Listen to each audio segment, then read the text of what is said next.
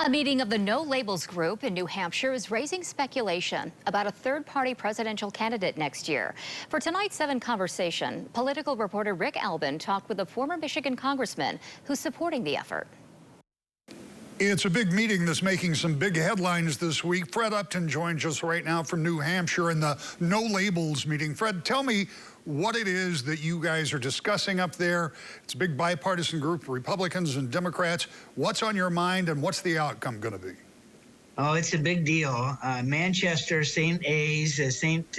Anselm's College is like the birthplace of every presidential campaign you've ever seen. I mean, you wouldn't believe the paraphernalia that's on the walls with RFK and JFK and, Jimmy Carter getting off the Delta plane here. It's incredible. This is where they had the debate with, the forum on CNN with Caitlin Collins a couple weeks ago with President Trump. But this is where campaigns start. This is New Hampshire. We had a big town meeting a little bit earlier today. We've got a big one tonight. We got our national leaders that are here. Joe Lieberman, who of course ran for vice president on the ticket a number of years ago. But Ben Chavis, the Democratic co-chair, who was one of Dr. King's acolytes. And on the Republican side, we got former governors Larry Hogan, as well as Pat McGorry from North Carolina. But tonight we got former Governor John Huntsman here, ambassador to Russia and China, really unveiling the No Labels agenda. 30 different issues that we think most Americans agree with, whether it be immigration and energy policy, gun safety, a whole number of different things that's been carefully thought out, bounced with a lot of folks on the ground level.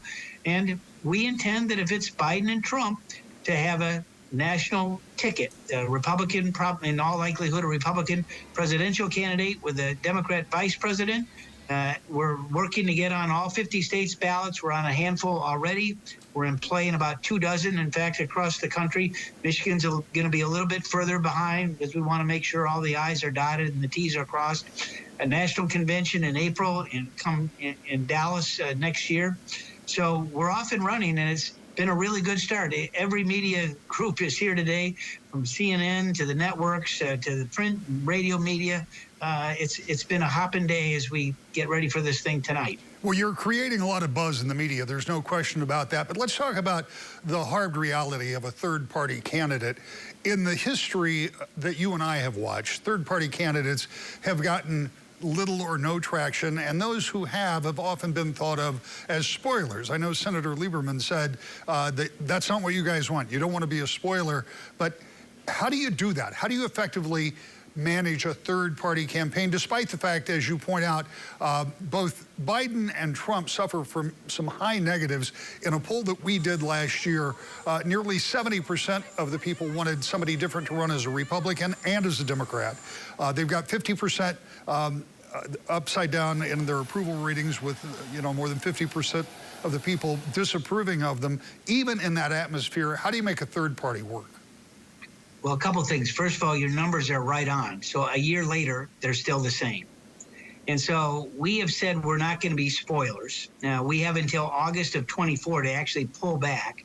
But it looks to me like the cake is baked. It's going to be Biden and it's going to be Trump. I mean, here in Michigan, they changed the rules, so it's winner take all. You've got every member of our congressional delegation on the Republican side has already endorsed Donald Trump in the primary.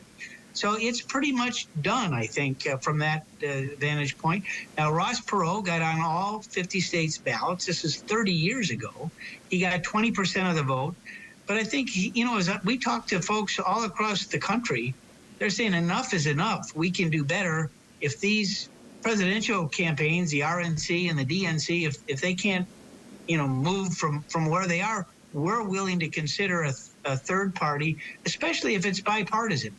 Don't ask me who it's going to be yet. We don't know. We're going to have a very transparent process. But the first step is to get on all 50 states ballots, and that's in the works.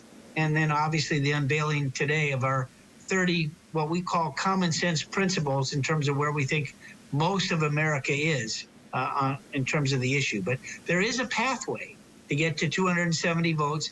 And again, it's a little bit like euchre. You and I play that. If you get 4 or 5 9s and 10s, you throw in the cards, right? And you go to the next dealer. If it's not Biden and Trump, we throw in the cards. But we're going to be prepared just in case it is. Well, Fred, as always, it's interesting to talk to you when you get back to Michigan. We invite you to come in and sit down, and we'll talk more about this and other things that you've been up to since leaving office. Thanks for your time, and as always, we appreciate you talking with us. Always. Thanks.